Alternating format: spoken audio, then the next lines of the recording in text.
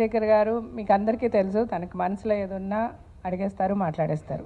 So he is not a person who will plan things అంటే ఒక ప్రాపర్గా ఒక ఎగ్జిక్యూషన్ ఇట్లా ప్లాన్ చేసి ఇలా ఉండాలి, ఇలా చేయాలి అన్న ప్లానింగ్ ఎప్పుడు తన దగ్గర ఉండదు. హీఈస్ ఒక కిడ్ లాగా, ఒక చైల్డ్ లాగా, what ever he feels he talks. అదే ఇంతకుముందు జగన్ గారి విషయంలో కూడా జరిగింది. అది ఆయన చెప్పారు.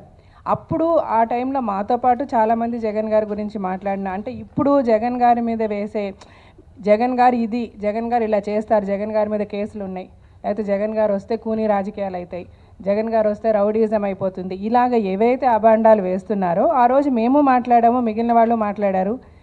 అది జరిగిన తర్వాత ఆల్మోస్ట్ 10 years అయిపోయిందండి. ఈ 10 yearsలో జగన్ గారి మీద వేసిన ఆరోపణలన్నీ ఏమయ్యాయి, వాటికి రిజల్ట్ ఏమొచ్చింది, ఇది మనందరికీ తెలిసిన విషయమే. అంటే ఏది ఎక్కడ ఎవరు ఏమీ ప్రూవ్ చేసుకోలేకుండా ఆరోపణలుగానే మిగిలిపోయాయి.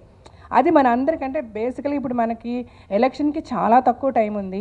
ఈ 9 daysలో మా ప్రయత్నం ఏంటంటే అట్లీస్ట్ ఎదుటి వాళ్ళు ఇప్పుడు మా మీద కూడా ఎన్నో ఆరోపణలు, మన శ్రీరెడ్డి కేసులో కూడా నేను ధైర్యంగా మీడియా ముందు వచ్చి నేను మాట్లాడినా. అంటే ఈజీగా ఒక వ్యక్తిని అనేయడము, ఒక మాట అనేయడం చాలా ఈజీ అండి. రాజశేఖర్ గారు ఇలాగా, జీవిత గారు ఇలాగా, జగన్ గారు అలాగా అనేయడం.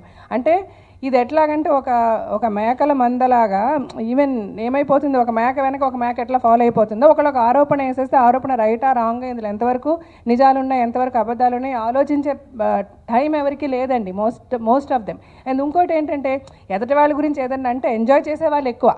అరే పాప వాళ్ళ గురించి ఎందుకు అలా అంటున్నారు, ఆ సిచ్యువేషన్లో మనం ఉంటే మనం ఎలా చేసి ఉంటాము అన్న అలాగ ఆలోచించే వాళ్ళు చాలా తక్కువ మంది అండి, వెరీ అన్ఫార్చునేట్లీ.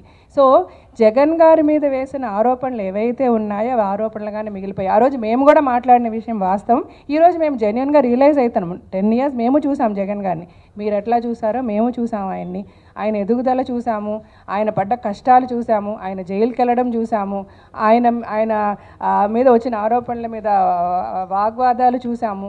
ఎన్ని ప్రూవ్ చేయగలిగారు, ఎన్ని ప్రూవ్ చేయలేకపోయారు అన్నీ అందరికీ తెలిసిన విషయమే. So he proved himself a clean man and he's out and he walked in to the people. బయటకు వచ్చిన తర్వాత అలాంటి ఒక కన్ఫ్యూజన్లోంచి, అలాంటి ఒక టెన్షన్లోంచి, అలాంటి ఒక కష్టాల్లోంచి బయటకు వచ్చిన వ్యక్తి నేనేం చేస్తా, అబ్బా నాకు దండారా బాబు, నాకెందుకు, నేను ఒక సీఎం గారి కొడుకుని, నాకు మంచిగా ఆస్తులు ఉన్నాయి, నేను హ్యాపీగా ఉంటాను, నాకు సరిపడా నేను హ్యాపీగా నా లైఫ్ నేను లీడ్ చేయడానికి I have education, I have my own businesses, I can live my life happily with my family అని వెళ్ళిపోతాను. కానీ నేను చచ్చినా మళ్ళీ జనాల్లోకి వెళ్ళి పాదయాత్రలు చేసి ఆ రోజు నుంచి ఈ రోజు వరకు జనం అంటే ఈరోజు నిజంగా జగన్ గారిని చూసి ఐ వాజ్ రియల్లీ, మేము నిజంగా షాక్ అయిపోయామండి.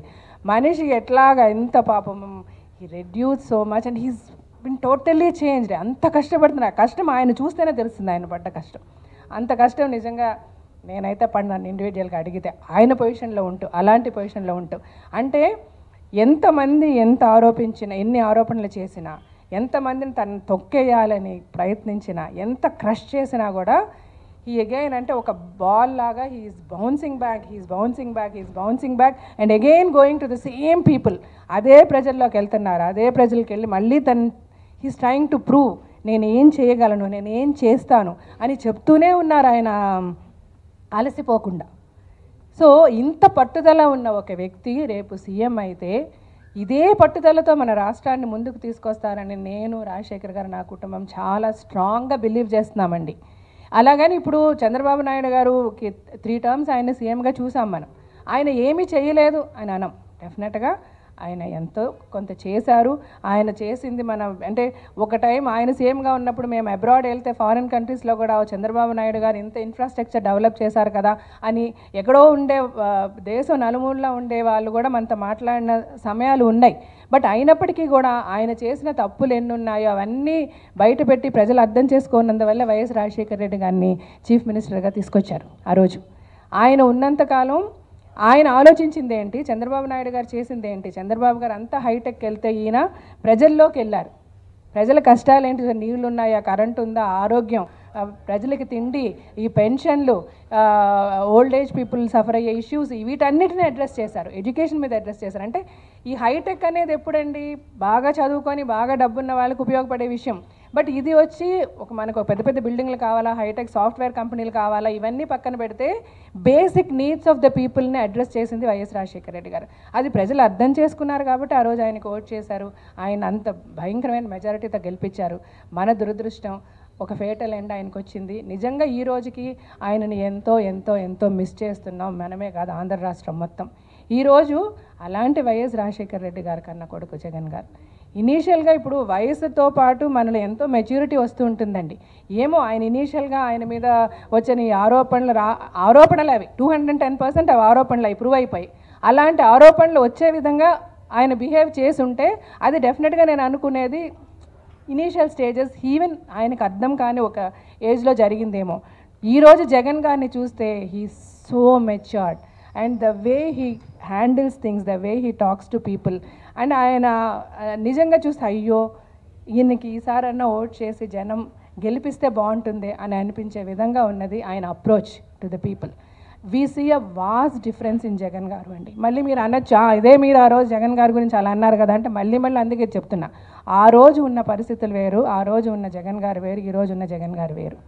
ఇకపోతే జగన్ గారి మీద వచ్చిన ఆరోపణల గురించి మాట్లాడుకుంటే, ఒకటి ఆ ఆరోపణలను ప్రూవ్ చేసేస్తాం, రెండోది ఆరోపణలు లేని వాళ్ళు ఎవరు. ఆరోపణలు అనేవి బేస్లెస్. ఆరోపణ అంటే అని అర్థం బేస్లెస్. ఈ రోజుకి దానికి బేస్ ఎవరు క్రియేట్ చేయలేకపోయారు. ఆ రోజు ఆయన మీద పెట్టిన కేసులు అవనివ్వండి, అవి ఎవరు పెట్టారు, ఏ గవర్నమెంట్తో చేతులు కలిపి ఆ కేసులు పెట్టించారన్నది కూడా తర్వాత ఇదే మీడియాలో వచ్చింది, అందరిమీ చూసాం, అందరం అర్థం చేసుకున్నాం, మేము అర్థం చేసుకున్నాం, ప్రజల్లాగా మేము అర్థం చేసుకున్నాం. సో ఈ ఆరోపణలు అనేది పక్కన పెడితే ఇంక జగన్ గారు చేసేసిన అన్యాయాలు ఏంటి? ఆయన కూనీకోర రాజకీయాలు అంటే ఆయన ఎంతమందిని రోడ్డు మీద పెట్టి మర్డర్లు చేసేసారు, నరికేశారు. ఆయన ఒక పాదయాత్ర చేశారు, ఒక ఓదార్పు యాత్ర చేశారు. ఆయన ప్రజల్లోకి వెళ్ళని రోజు లేదు. ఆ రోజు నుంచి ఈ రోజు వరకు జగన్ గారు వల్ల ఎన్ని ప్రాబ్లమ్స్ క్రియేట్ అయ్యాయి, ఆయన ఎన్ని అల్లర్లు సృష్టించారు, లేకపోతే ఆయన వెళ్ళిన చోట ఎంతమందిని కొట్టారు, లేకపోతే లేడీ ఎంఆర్ఓ అని కొట్టారా, లేకపోతే ఒక 23 మంది ఎమ్మెల్యేలను కొనుక్కున్నారా, లేకపోతే ఒక ఎమ్మెల్యేతో బేరం మాట్లాడుతూ ఫోన్లో దొరికారా, ఏమి ఆయన రెడ్ హ్యాండెడ్గా ఆయన చేసిన తప్పులు ఏమి దొరికాయి? సో ఆ రోజు నుంచి ఈ రోజు వరకు ఒక కూనీకోర అవనివ్వండి, లేకపోతే ఒక ఆరోపణలు అవనివ్వండి, డబ్బులు సంపాదించేసి అవనివ్వండి, ఏది అవనివ్వండి, అన్నీ కూడా ఆరోపణలుగానే మిగిలిపోయి ఇది ప్రజలు అర్థం చేసుకోవాలి. 210% నేను అర్థం చేసుకున్నాను, రాజశేఖర్ గారు అర్థం చేసుకున్నాము. ఈరోజు మీ ముందు అందుకే మేము వచ్చి ధైర్యంగా మాట్లాడగలుగుతున్నాం. నేను రాజశేఖర్ గారు సరే ఏమండి మీరు ఇంతకుముందు కాంగ్రెస్లో ఉన్నప్పుడు వైఎస్ రాజశేఖర్ రెడ్డి గారు ఉన్నారు, అప్పుడు కాంగ్రెస్లో ఉన్నప్పుడు ఆయన లేని కాంగ్రెస్ మాకు వద్దనుకున్నాం, వచ్చేసాం. ఈరోజు మధ్యలో నేను నరేంద్ర మోడీ గారు జెన్యూన్గా